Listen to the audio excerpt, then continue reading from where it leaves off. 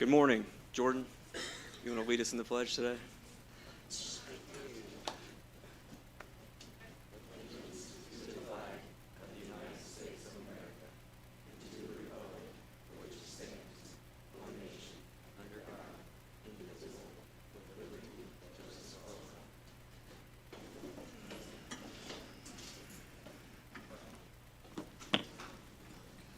Kevin, would you do me a favor and shut that door, please?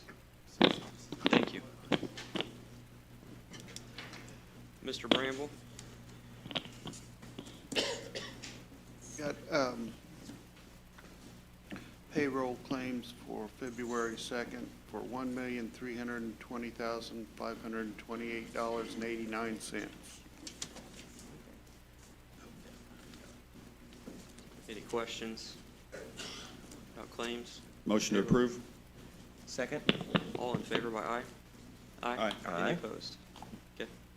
Then we got the regular claim docket for January 27th through the February 2nd for $2,003,361.22.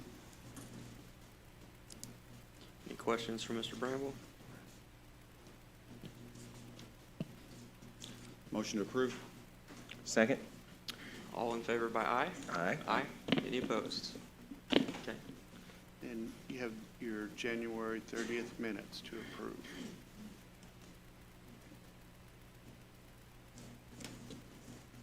Motion to approve? Second. All in favor by aye? Aye. Aye. Any opposed? Okay. Anything else, Mr. Bramble? Nope. Thank you. Terry, I'm going to give this next one to you. This is a solar agreement with Rick Hall from Barnes and Thornburg. Do you want to kind of explain that a little bit? Yeah, this is an engagement letter. This is an engagement letter for Rick to represent the county on solar matters. I think I had advised the commissioners that previously he had represented Sullivan County, which I'm involved with. And basically, what he does is he negotiates the agreement where the county gets a certain amount of money out of these agreements long-term. And like I say, I checked him out really carefully before we engaged him at Sullivan. He does the most of these throughout the state, and he knows all the players and deals with the same attorneys over and over. So he knows specifically what the county would be entitled to and what to try to get. So I feel really comfortable with him. He also has the solar companies pay all of his fees. So essentially in Sullivan, it did not, we did 6 of them down there. It did not cost the county any money at all for his services. He also represents the Indiana County Commissioners Association as their legal counsel across the state. And obviously, we've got potentially 2 or 3 solar companies that are interested in partnerships with farmers northwest and northeast side of the county. So, And I was asked previously if I could just do this, which I have been involved in like 6 of them now, so I probably could, but I really think, especially since they're going to pay his fee, he's kind of the expert in this area. I think it's in the county's best interest to have him involved. Yeah, these solar things have been coming at us pretty steadily, and we feel like that we need some extra representation and the nuances of how they make their money. But we're going to stand up for the county, people of Vigo County, get the best deal we can. Need a motion? yep, please. Make a motion to approve this hiring Barnes and Thornburg for representation. Second. All in favor by aye? Aye. Aye. Any opposed? Okay. All right, thank you, Terry. Mr. Watson, you might want to come up here for this one, but I'll basically go over this a little bit. We would like to enter into a contract with DLZ to do a feasibility study on a new Vigo County Community Correction Center. The basic scope of work is the building is currently located at 104 South First Street in Terre Haute. The current Vigo County Community Corrections Facility is a 2-level facility with administrative offices and detention dorms on the first floor. The upper floor is used for different functions, including adult probation and the county 911. The county 911 will remain at the new facility. Phase 1 is project recognition. Phase 2 is a needs assessment. Phase 3 is facility program development. Phase 4 is project definition and implementation plan. Bill, do you kind of want to talk about how your needs have changed and how you'd like to expand? Okay, yes, thank you, Commissioner. Recently, there've been discussions with the courts, the commissioners, and others involved in some of the activities going on with the local jail and other places about community corrections and being able to provide more services along with in the dual diagnosis area with substance abuse, mental health. Unfortunately, for some time now, that facility has been full at 130-bed capacity. In fact, we're operating with a waiting list from day to day to bring people out of the jail to try to get them into the residential center.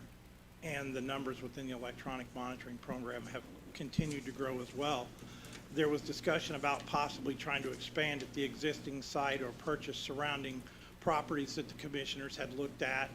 Those properties were no longer available to purchase. As far as expansion on the local site, it's just not possible. I think that had been looked at by the commissioners. I know Mark's been over there several times, and there's just really nowhere to go there to create additional bed space. So at the state level, there's an opportunity to obtain some funding that would help with expansion of the residential center.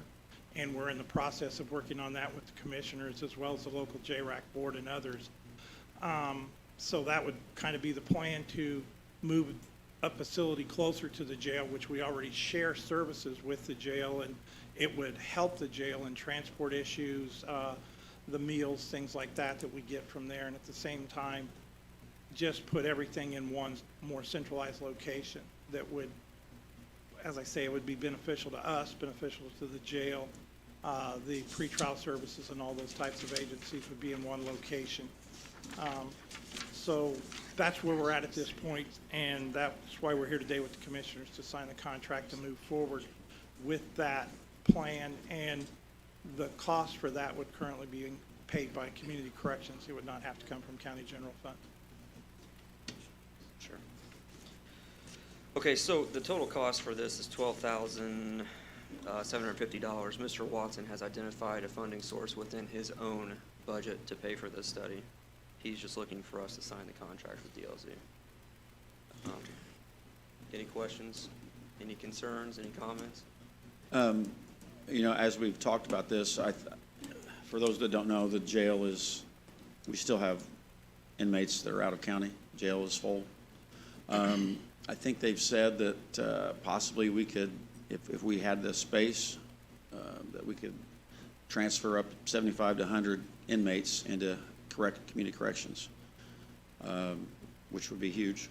And the nice thing about it is this program works. It's not just incarcerating them, it's trying to help them be productive citizens again. So I'm all in favor of this. Okay. We need a motion? Yep. Make a motion to approve this contract. Second. All in favor by aye? Aye. Aye. Any opposed? Thank you, Bill. Thank you. Okay, Larry, I don't know if you want to touch on this real quick. It's just a couple highway surplus vehicles, but I think they're Ricky's vehicles, so. Correct. They are actually building maintenance vehicles, but since we are familiar with the process, we told him we'd help him out, just bring these in front of the commissioners, declare them surplus, and then we will sell them on gov deals, and then he will be able to do what he wants to do with those funds once we recover those. So it is a Nissan car and a Chevy truck. Yep, we got a 2006 Nissan Sentra, which we've all seen that little silver beater sitting out there, and a 2007 Chevy Silverado. It's the black four-wheel drive that's had transmission issues and stuff like that, but it's been repaired, I believe. I think so. I'll have to check on that. So we just need to make a motion to declare him surplus. Motion to approve? Second? All in favor by aye? Aye. Thank you. Larry, actually, there's one more thing on there. There's a 2001 John Deere tractor. Is that the one we're taking off the list? Oh, yeah, okay. So Will not be we had sold. previously declared that surplus. We are going to keep that for parts, and then we will salvage that at the end when we're claiming all the parts off of there. So. Okay, thank you. All right. The next is an appointment to the Drainage Board. We have one opening on there, so this is to certify that you, Mike Terrell, have been appointed to the Vigo County Drainage Board on the 6th day of February 2024 for a one-year term expiring on December 31st, 2024. In testimony, whereas the Vigo County Board of Commissioners have hereunto set their hands and sealed the 6th day of February 2024. We'll need a motion to accept that. Motion to accept Mike Terrell on the Drainage Board. Second? All in favor, by aye. Aye. Aye. Any opposed? So Tammy, there you go. You got a full Drainage Board. The last thing here before we get to comments from the public is Mr. Kyle Arnold reached out to Engineer Robbins to talk about closing Jones Road. I believe this is the same day as the solar eclipse, and it's the road between the fairgrounds and Bogies. Is that the road back there, or Miss Softball America? West Jones Drive. Yeah, so I think specifically they want to close the section at the MSA Softball Association there. So they'll close it, I think, behind the residence and then close it there for that. They're going to probably have parking there and everything. They want to have some event there for viewing of the solar eclipse. Okay. All right, so we'll need a motion to allow them to close that section of Jones Drive. So moved. Second. All in favor by aye. Aye. Aye. Any opposed? Yep, 10-4. Aye. Okay. All right, that's all the business for today. Any comments from the public?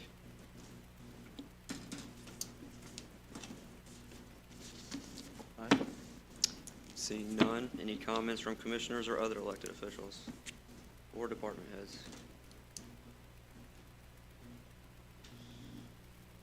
Holy, Diana? Good morning, Commissioners. I just want to introduce a new employee for the county. Her name is Macy Riley. I just wanted to welcome her and let her see how the process of the Commissioners' meeting is. And I'd like for everyone to make her feel welcomed. Macy. Adam Grossman, do you kind of want to touch upon what you guys are doing for the eclipse or anything in the Parks Department related coming up? Put you on the spot. Boy, would I. Yeah. Thank you. Solar Eclipse, Fowler Park's our main hub. We've got a daytime and the nighttime Griffin Bike Park ride. They're going to go out to Griffin Bike Park and ride during the eclipse. Eclipse camping's open for all three parks historically. Prairie Creek's the only one that's open. We opened all the parks for some incoming visitors from other states. That's a 4-day minimum when you purchase a site for that.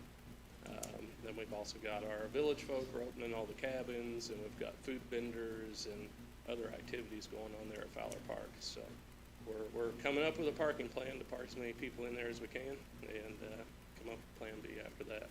So that's our big event. We also got Pancake Breakfast coming up on the 17th. Online tickets for that, so filling up pretty fast, but we've got a few spots left. Thank you. Thank you, guys. Thank you. Anything else? Commissioners, go ISU. For sure. Big game tomorrow. Filing deadline for candidacy for council, commissioner, all the things is Friday. Keep that in mind. Friday at noon. Health Department, Assessor's Office, nothing? All right, we'll see you next Tuesday. Thank you.